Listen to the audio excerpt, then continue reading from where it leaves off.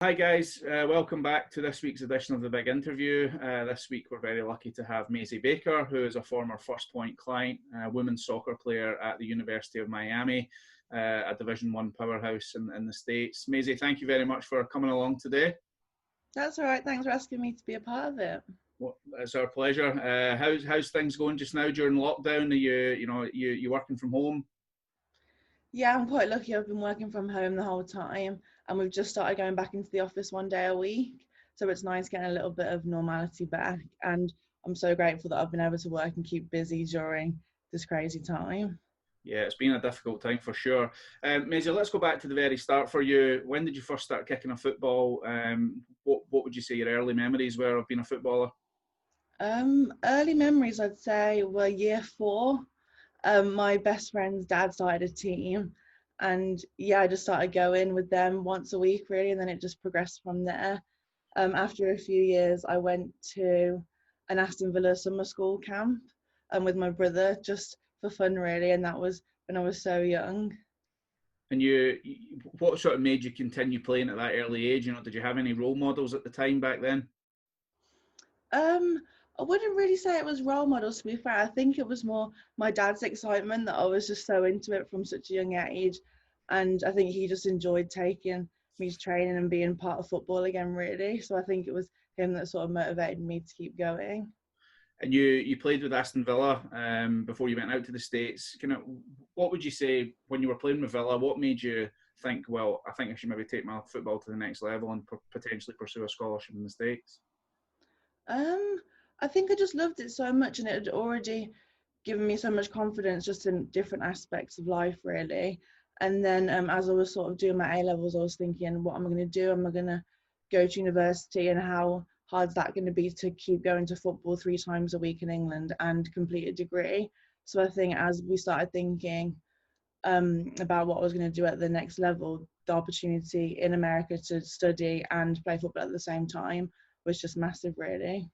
Yeah, and I think that's something people don't understand. I mean, we work with potential student athletes every single day, and I think the biggest doubt in their mind, there's probably a couple of doubts, but one of them is definitely, I don't think the football's at a good enough level.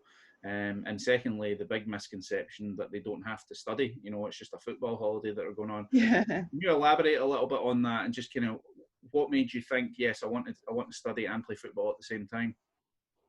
I think where I did my A levels, it was really academic at school, and I'd always really enjoyed school and playing football. So I think I'd always been a bit of more of an all rounder and always focused on football and then school, not 50-50, but that's what I dedicated most of my time to. So I knew that I didn't necessarily want to give up one or the other.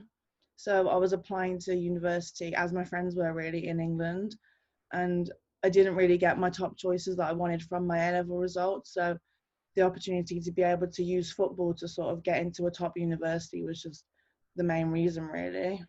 And how did you get in touch with FirstPoint? How did that come about?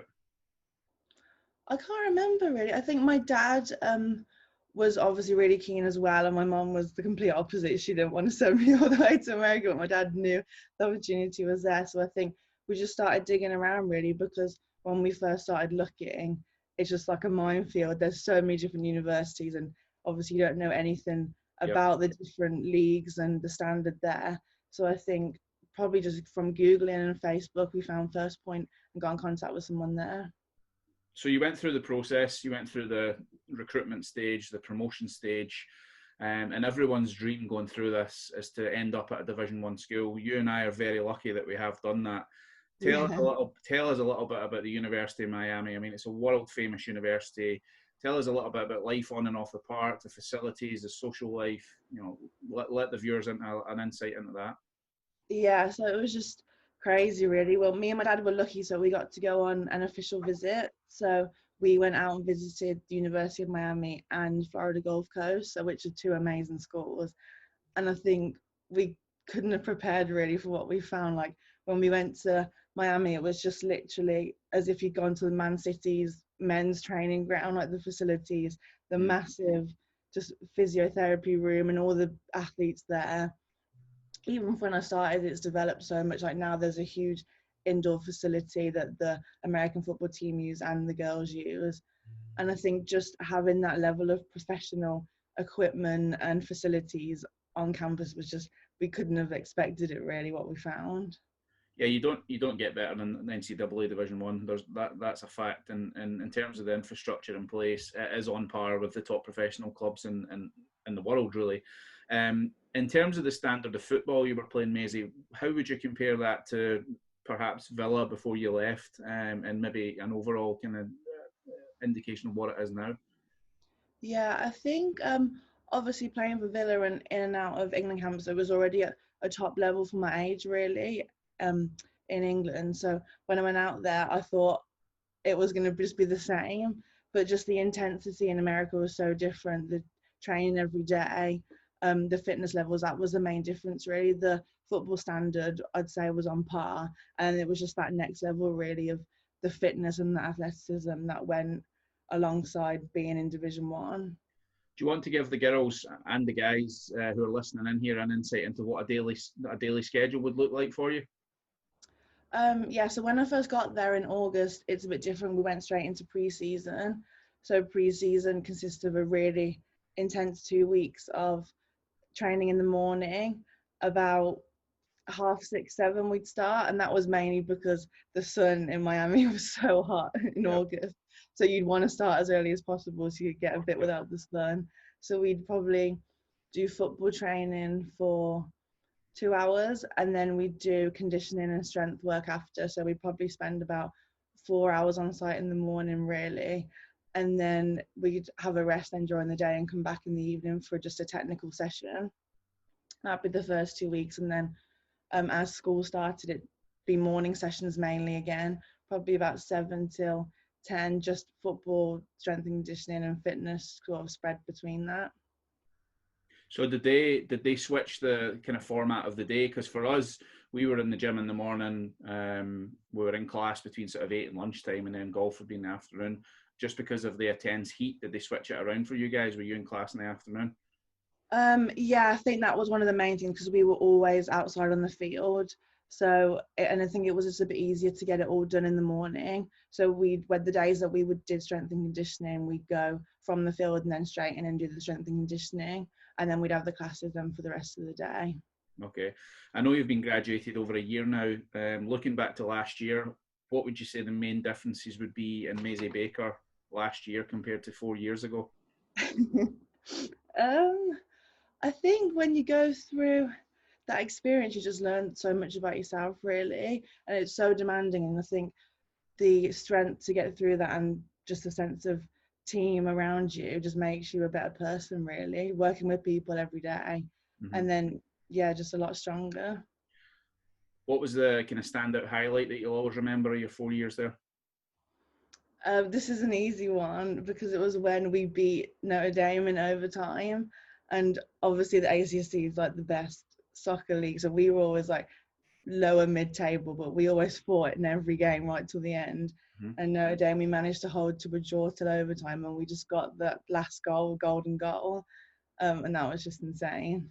And was that a conference championship or in the ACC?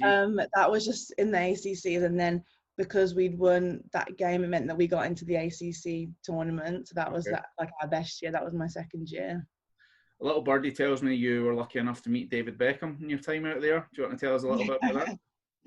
Yeah, so he was filming a documentary where he was going around all 7 continents, and I think it was for UNICEF. He was doing some charity work. Mm-hmm. So he came to America to show how women's sports was so funded and so well done in America. So he got to play with some of the older girls, but unfortunately we couldn't all play. It was only the seniors that got to play in the 5-a-side game with him, but we all got pictures, and he was amazing, and he signed everyone's boots, and yeah, it was so good.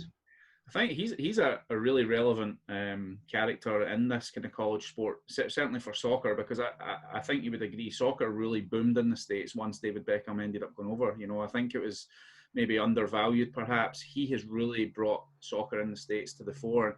You know, there's a show called The Beckham Effect, and it just shows you how big an impact he's had. So that's really cool. You got to meet him. So what happens next for you, Maisie? What's the plans for the next few years going forward? You still playing football? No. When I came back last year I went to trial for Blackburn. I played with them a little bit at the start of the summer, but I just started my new job, and I think that was the best thing about America. Really, it set me up where I could go either way. I could either continue playing football if I wanted to, or start my career. And I think I was ready to focus on my career. So, yeah, I'm just happy really working towards my career goals and saving some money for one. And I'm absolutely delighted that you've made that point, because that the opportunity to go to the States, whilst before you go, most kids are focused on being a professional athlete, but the reality is there's a good chance you're going to have to use your degree to get a real job and be a professional in something, and that's what going to the States represents. So that's great to hear. I'm in the same boat. I was lucky to play professional golf for 2 or 3 years at a high level after that, but now I'm back working with FirstPoint. Okay, so part of a kind of tradition in Callum's big interview is I ask you 5 quick questions. So during lockdown, what have you been watching on Netflix? Ozark. Ozark, okay. Yeah, Your favourite food? right. Oh, what's my favourite food? Seafood. Seafood, okay. What's your favourite sport outside soccer or football? Ooh, probably rounders from the good times at school. What football team do you support? Aston Villa. Of course you do. And have you got any hobbies that you've learned since being shut up in 3 months at home? Not learned, but I've actually started to enjoy running, because in soccer that was the one thing that every time someone said, "Oh, we're gonna run," it was like, no, because it was fitness related. But now I've actually enjoyed going on longer 5, 10K. I'm pushing for a half marathon at the minute. Good for you. Keep yourself fit. Just before we go, Maisie, we work with student athletes on a daily basis who 15, 16, 17 years old. They might not know whether this is right for them. In terms of your experience, in terms of what you enjoyed or even the challenges, what would you say to someone right now who is maybe in between making a decision, yes or no? I think when you think about you going all the way over to America by yourself, you think, oh, this is such a big decision. But when you're there, you're just part of a team straight away. You're never really by yourself. So I think that is just such a nice thing to be a part of, and everyone's in it together from the start. So just go for it, and it'll open up so many experiences that you can't even imagine. Any regrets from going to University of Miami? No, apart from the fact that now I'm used to the weather and want to just be on a beach all the time. Well, we might get back to that. Listen, Maisie, thank you so much for coming on. It's been a pleasure talking to you, and hopefully your audience will learn a little bit more about you and about life in Miami. Thank you very much indeed. Thanks, Callum.